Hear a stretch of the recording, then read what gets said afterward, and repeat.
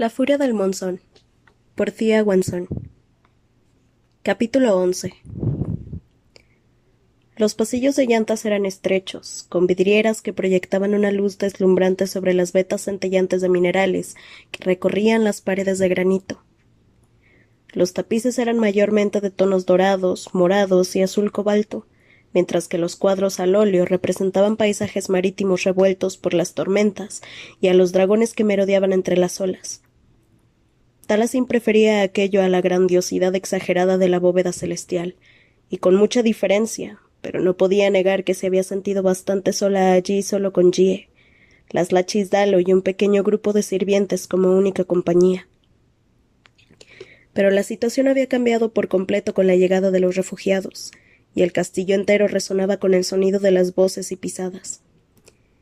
Incluso en los huertos que había en el exterior se escuchaba la conmoción de los ayudantes que trataban de dar cobijo a un gran número de animales de granja al mismo tiempo. Taliesin se ocupó de que los aldeanos se asentaran mientras les mostraban al contingente quesacense las que serían sus habitaciones. Administrar su propio hogar no era tan difícil como se había temido al principio. Simplemente tenía que pensar en ello como si aún estuviese en el ejército, con una labor asignada para cada persona. El sol ya había comenzado a hundirse por el horizonte cuando Taliesin por fin se retiró a sus aposentos. O, para ser más precisa, los aposentos que compartía con su marido. La misma persona que no recordaba haberla besado un mes antes. Cuando agarró el pomo bronce de la puerta que conducía a su habitación, le tembló un poco la mano, pero aún así la abrió de forma decidida. Al escucharla entrar, Alaric se giró hacia ella. Estaba de pie junto a las puertas de cristal corredizas que conducían al balcón y se había cambiado y quitado la armadura. También se había deshecho de los guanteletes y el sol de la última hora de la tarde le destellaba contra el anillo de bulana que tenía en el dedo anular, que era igual que el suyo.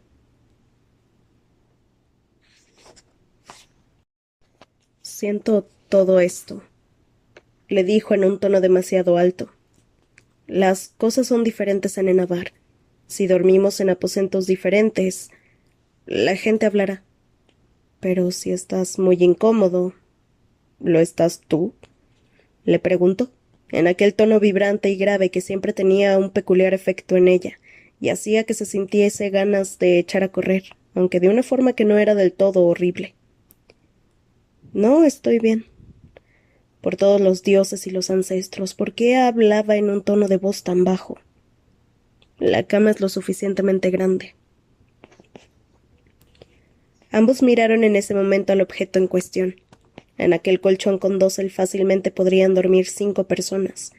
Estaba adornado por una montaña de almohadas de plumón, sábanas de seda de color vino y tapices de damasco embellecidos con oro. Taliesin se sonrojó a pesar de que trató de reprimirlo.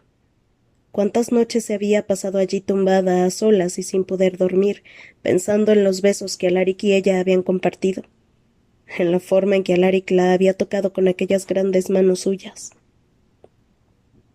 ¿Entonces no tengo que dormir en el suelo? Alaric la miró con una ceja alzada. La vergüenza desapareció para dar paso a la culpa. Con lo que ahora sabía de su pasado, había sido toda una crueldad hacerle pasar una noche tan incómoda.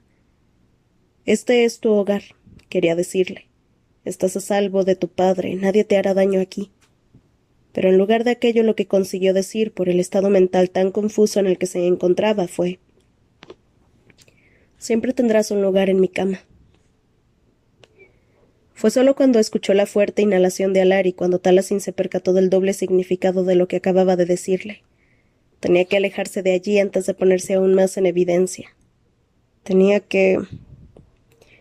Se quedó exactamente donde estaba mientras Alaric se acercaba a ella. Con cuidado le colocó los mechones de cabello que el viento le había soltado tras la oreja, con una expresión algo menos en guardia que de costumbre. Antes no pude terminar de preguntarte lo que quería, murmuró él. ¿Cómo estás? No me respondiste a la carta, le espetó Taliesin. Quería morirse en ese momento, de todas las cosas que quería decirle. Alaric frunció el ceño. ¿No recibiste la...? Recibí la carta que escribió tu criado por ti, le dijo, muriéndose de verdad. Se había pasado el último mes molesta por aquello, era cierto, pero teniendo en cuenta todas las cosas que estaban ocurriendo, era bastante inmaduro por su parte centrarse en aquello. Pero era culpa de él. Estaba demasiado cerca y eso le impedía pensar con claridad. Alaric extendió la mano contra el rostro de Taliesin y le acarició la mejilla con el pulgar de forma similar a como le había rozado el dorso de la mano aquella mañana en su habitación. La próxima vez te responderé personalmente. ¿Quién dice que habrá próxima vez? Lo desafió con un resoplido. Odio escribir cartas. Jamás había tenido que hacerlo hasta que me nombraron la Chisca, así que siempre son algo torpes. Alaric le dio un toquecito en la barbilla, igual que cuando habían estado en el santuario de Belian. Aquel momento estaba cargado de los ecos del pasado, pero iluminado bajo una nueva luz. Pensé que quizás la reina Urduja te había dicho qué escribir, admitió Alaric. Di por sentado que le contaste lo de mi padre. No lo hice, lo dijo rápidamente, pero sí que se lo había contado a Bella. De nuevo sintió una culpa que la atravesó en oleadas. Taliesin trató de retroceder, alejarse de Alaric y de aquel embrollo de emociones, aquel laberinto, pero en su lugar, al ver que como el alivio le suavizaba la expresión del rostro y lo hacía parecer más joven, se quedó exactamente donde estaba. Las comisuras de sus labios, que estaban a escasos centímetros de los de Taliesin, se alzaron ligeramente en algo que casi parecía una sonrisa. Escríbeme de nuevo, Tala, dijo con un cierto tono travieso en la voz. Te prometo que te contestaré personalmente. Sufriremos juntos tu torpeza. La chispa de irritación que sintió se vio eclipsada por lo cerca que estaba de ella, lo suficiente como para besarlo. Y quizá debería besarlo para quitarle ese gesto engreído del rostro. Unas garras se estrellaron contra el cristal y ambos se apartaron repentinamente. Un águila mensajera planeaba sobre el balcón mientras esperaba poder entrar. Taliesin deslizó los paneles para abrirlos y el olor del océano se introdujo en la habitación mientras el ave de presa aterrizaba en su brazo. Se fijó en el sello de dragón en el pergamino que tenía atado a la pata. Esta carta sí que es de mi abuela. Alaric se había alejado del águila tanto como la habitación le permitía. Una de estas casi se merienda a toda la siguiente generación de págalos mensajeros en Quesad. Esa era mi ave personal, deberías de haberle dado de comer en cuanto llegó, le informó Taliesin mientras soltaba al mudo que sujetaba el pergamino al águila de Urduja. Pacuan voló toda la noche para llevarte mi carta. Debía de estar muerto de hambre. Pacuan. Alaric pronunció las sílabas nenavarenas, que no le eran familiares, con el mismo acento continental que Taliesin trataba de eliminar de su voz, y estuvo a punto de sonreír. Significa sandía. Comenzó a desenrollar la carta mientras se preguntaba qué querría Urduja. ¿Le has puesto a un ave de presa mortífera sandía de nombre? Le preguntó a Alaric sin tono alguno en la voz. Cuando el halconero me dijo que le pusiera un nombre tenía hambre. Pero Taliesin perdió el hilo de lo que decía cuando comenzó a leer la elegante y fluida letra de las ayalachis. Después miró a Alaric con los ojos muy abiertos. Mi abuela y mi padre vienen a cenar con nosotros esta noche. La goleta diplomática llegada de la bóveda celestial aterrizó en llantas al mismo tiempo que el cielo se cubría de los tonos morados del atardecer. La multitud de velas azules y doradas ondeaban en armonía con el viento, al igual que lo hacía la parte superior de los cocoteros. La reina Urduja y el príncipe Elagbi desembarcaron, y unidos del brazo y sobre la arena blanca, se mezclaron con los aldeanos que habían acudido a la plataforma de aterrizaje para recibirlos, donde comenzaron a preguntarles cómo se encontraban y a compadecerlos por sus pérdidas. Taliesin observó todo aquello junto a Alaric, donde se encontraban, a la entrada del castillo. Si había algo que no podía reprocharle a su abuela era la forma en que trataba a su pueblo. La Sayalachis jamás sería una persona cariñosa, y al menos estaba su hijo para compensar en ese aspecto, pero siempre escuchaba las preocupaciones de su gente y buscaba de forma incansable soluciones para ellos.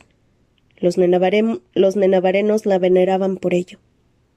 Pero aunque si Urduja hubiera sido una gobernante cruel o distante, los nenavarenos aún así la hubieran venerado, dado que estaba bendecida por los ancestros que cuidaban el dominio desde sus grandes navíos en el cielo que corona el cielo. Talasin no se había criado en Nenavar. A pesar de que había adoptado la costumbre de nombrar a los ancestros cuando se enfadaba, no sentía conexión espiritual alguna con ellos. Ni siquiera creía en los dioses del continente. En los arrabales y en las calles de Pico de Calao no había espacio alguno para la fe. Aun así, el comportamiento regio de Urduja, la forma en que su cabello blanco resplandecía bajo las suaves estrellas, el vestido plateado y todas las joyas que la recubrían, el contraste con el oleaje, todo ello contribuía a la ilusión de divinidad que emanaba. Y con su atuendo dorado y la diadema de oro de dragón, el Agvi era el sol junto a la luna mientras la acompañaba por el camino de piedra hasta donde los esperaban Alaric y Talasin. —¿Cuánto tiempo les llevará prepararse cada mañana? —le preguntó Alaric en voz baja. —Estoy seguro de que tu padre tarda más que las Ayalachis. Aquel fue el motivo por el que cuando la emperatriz de la noche saludó a su familia y les dio la bienvenida a la morada de ambos, Talasin trataba por todos los medios de no echarse a reír. La confusión apacible de El Agvi y la ira gélida de Urduja ante la falta de compostura de su nieta no ayudaron en absoluto a que pudiera contenerse. Mientras Alaric y ella los guiaban al comedor de llantas, le clavó las uñas en el brazo a su marido para tratar de controlarse, y él le dio un empujoncito a modo de reprimenda. —¿Podrías hacer el favor de no pellizcarme la chisca? —Es culpa tuya —le contestó mientras trataba de reprimir la risa—. No me hagas mandarte a mi águila. —No, por favor. Le temblaron los labios. Lo que sea, pero no envíes a Sandía. Talasin se atragantó. Enseguida sintió que Urduja la estaba fulminando con la mirada y aquello bastó para que se le cortara la risa. En el comedor había todo un festín servido en platos comunales sobre hojas de banana que adornaban la lustrosa mesa bermellón de madera de narra, con los criados preparados. Tanto Gie como Sebraim estaban ausentes, ya que no querían inmiscuirse en lo que técnicamente era una cena familiar, así que solamente los 4 se sentaron a la mesa. Urduja y el Agvi uno al lado del otro, con Alaric y Talasin frente a ellos. Un silencio incómodo se instaló enseguida. Tan solo se escuchaba el sonido de los criados que servían el agua y el vino en los cálices, el cual rebotaba en aquella habitación cavernosa hasta llegar hasta el techo abovedado. —Me alegra ver que se están llevando tan bien —dijo por fin Urduja, sirviéndose con un cucharón la caballa recién pescada y curada en vinagre de palma. A esta alianza no le viene mal un poco de compañerismo entre sus 2 integrantes más importantes. Talasin tenía suficiente experiencia ya con la ambigüedad nenavarena como para saber que Urduja le estaba lanzando una sutil advertencia, tal y como había hecho Vela. Le recordaba lo que había en juego. El hecho de que su matrimonio tan solo podía tener un carácter político, nada más. Le dolió un poco, aunque no quería investigar exactamente el porqué. Fulminó con la mirada cada una de las cucharadas de arroz que se sirvió en el plato. Por su parte, Alaric no parecía tener prisa alguna por contestar. No fue hasta que comenzaron a comer que el Agvi trató de sacar otro tema de conversación. Mañana por la noche habrá otro eclipse, ¿no es así? ¿Sus majestades entrenarán aquí, en Llantas? Sí, en la playa, dijo Talasin. Daya Baikar y sus encantadores también estarán presentes. Tienen un nuevo dispositivo amplificador que están deseando probar. Me encantaría quedarme a observar. El Agvi le dirigió una mirada a Urduja. ¿Qué te parece si partimos hacia Sedekwe pasado mañana, Harlican? Yo, dijo la Sayalachis, tengo varias reuniones a las que debo asistir en Escaya. Me gustaría que estuvieses también presente, pero eres libre de hacer cuanto te plazca. Excelente. El Agvi sonrió ampliamente. Entonces seré el invitado de sus majestades durante los próximos días. Talasin tuvo que reprimir una risita ante el hecho de que el Agvi no se hubiese percatado de lo que Urduja insinuaba, mientras que Alaric parecía algo escandalizado al ver que su suegro se había invitado a sí mismo en una casa ajena. Pero aquello era algo normal entre familias nenavarenas, y el príncipe del dominio y él eran familia, tanto si les gustaba como si no. Talasin le dio un golpecito con la rodilla bajo la mesa y Alaric cambió la expresión a una más educada. Estaremos encantados de alojarlo, Excelencia, le dijo Alaric a el Agby. Si necesita cualquier cosa para que su estancia le resulte más cómoda, por favor no dude en pedirlo. Soy la viva imagen de un invitado fácil de contentar, anunció el Agby. La Lachisca es testigo de ello. Es cierto. Talasin le sonrió a su padre. Sus ocasionales visitas, cada vez que podía alejarse de sus obligaciones, habían aliviado su sensación de soledad en el pasado mes, y siempre le gustaba pasar más tiempo con él. Urduja miró a Talasin a los ojos. Dado que estarás muy ocupada, Aluncina, le diré al sastre que no se pase hasta dentro de 2 semanas. ¿Sastre? Repitió Alaric, y Talasin se encogió al percatarse de que con todo lo que había pasado se le había olvidado mencionarle aquello. Celebraremos un baile aquí en Llantas después de la obscuridad de las lunas ausentes, le explicó. Un baile de máscaras para celebrar el triunfo sobre el vacío voraz. El sastre nos visitará para tomarme las medidas y discutir las opciones. Alaric palideció como si pensar en los atuendos coloridos y repletos de joyas que llevaban los hombres de Nenabar fuese comparable a pensar en un millón de horrores. Ya tengo ropa. No tiene ropa adecuada para la indumentaria del evento en cuestión, le dijo Urduja. Como el consorte de la Lachisca, su vestimenta deberá complementar la suya. Me temo que es la tradición, emperador Alaric. Alaric le dirigió una dura mirada a Talasin, y ella agachó la cabeza. Se compadecía de él, pero aún les quedaba un largo camino para ganarse la aceptación del dominio, así que debían saber qué batallas escoger. No podrás llevar negro ni ningún otro color obscuro al baile de máscaras, murmuró ella. Si lo haces, la corte pensará que no te alegras de haber frenado la época yerma, que no compartes su alegría. Así que eso descarta básicamente todo tu armario. Aguantó la respiración ya que le preocupaba que discutiese con ella sobre el tema, lo cual acabaría de forma total con la idea de la reina dragón de que se llevaban bien.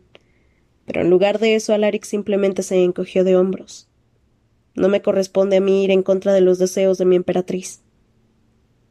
Alzó el cáliz en su dirección con una especie de parodia de brindis mientras aún trataba, como no, de provocarla. Incluso cuando estaba accediendo a algo. Que venga ese sastre entonces. Mucho después de que la cena hubiese acabado y se hubiese retirado para concederle a Talasin algo de tiempo a solas con su familia, aún estaba deliberando sobre si merecía la pena salvar al mundo tal y como lo conocía, sobre todo si eso significaba que tendría que vestirse de forma tan estridente como el pueblo nenavareno. Alaric esperaba con todas sus fuerzas que las plumas no formaran parte del atuendo. Estaba tumbado en la cama, con cuidado de ocupar solo uno de los extremos, cuando Talasin entró en los aposentos reales. O más bien entró hecha una furia en los aposentos reales. Tenía una mueca en el rostro, y aunque le parecía extrañamente adorable, no pensaba decirle aquello en voz alta. ¿Cómo osa insinuar en que no sé qué estoy haciendo? Soltó. Alaric tenía una ligera idea de a qué se refería. Supongo que la reina Urduja tiene algunas reservas acerca de lo de alojar aquí a los aldeanos. Sí. Y antes de marcharse me ha dicho que habría sido más fácil mandarlos a las viviendas provisionales de Dalanep, que se reservan para una ocasión así. Talasin se dirigió aún de mal humor hacia el tocador, donde se soltó el cabello de la trenza con unos tirones que hicieron que Alaric se encogiera. ¿Pero qué es lo que le parece difícil de esta situación? Llantas tiene espacio y suministros suficientes. Es cierto, dijo Alaric sin tono alguno en la voz. Solo le molesta que yo haya tomado la iniciativa en lugar de consultarle antes. Talasin se interrumpió, como si acabara de percatarse por primera vez de que Alaric estaba en su cama. Las mejillas se le pusieron de un color rosado. Necesito ir a asearme. Y entonces prácticamente huyó en dirección a su vestidor, y Alaric se quedó contemplando la puerta cerrada. Cerró los ojos y se dejó caer contra el cabecero con una desesperación indigna para el maestro de la Legión de Forjasombras. Vivir con Talasin, tenerla allí constantemente en su espacio. ¿Cómo iba a salir sano y salvo de aquella visita? Acabarían matándose el uno al otro o besándose de nuevo, y ambas opciones serían desastrosas. Aquella alianza y todo lo que lo rodeaba era ya demasiado complicado y confuso sin añadir un componente amoroso también a la mezcla. La solución es fácil, le dijo su voz interna de forma sarcástica. Simplemente limítate a no besarla. Por supuesto, podía hacer eso. Llevaba sin besarla desde la noche de bodas, y no la había besado durante el momento tan cargado que habían tenido antes, así que claramente era capaz de exhibir una pizca de autocontrol. Abrió los ojos de repente y volvió a centrarse en la puerta que conducía al vestidor cuando se le ocurrió una posibilidad terrible. ¿Y si salía de allí con una vestimenta transparente, como lo que había llevado aquella noche? Se tiraría por el balcón. Lo haría de verdad. Pero al final resultó que el temor de Alaric no tenía fundamento alguno. Talasin salió del vestidor con un camisón amplio y unos pantalones anchos para dormir y casi se derrumbó del alivio. Sin embargo, cuando Talasin extinguió las lámparas de fuego y se metió con cuidado bajo las sábanas en su lado de la cama, el olor a jabón de pétalos de chirimoya sobre la piel limpia y calientita le llegó bajo la obscuridad teñida de luz de luna. Y aquello le despertó un interés salvaje en la parte baja del vientre. «Buenas noches», le dijo Talasin en voz baja desde el otro extremo de las sábanas de seda. «Buenas noches», le dijo también Alaric. «Aunque lo dudo mucho», pensó.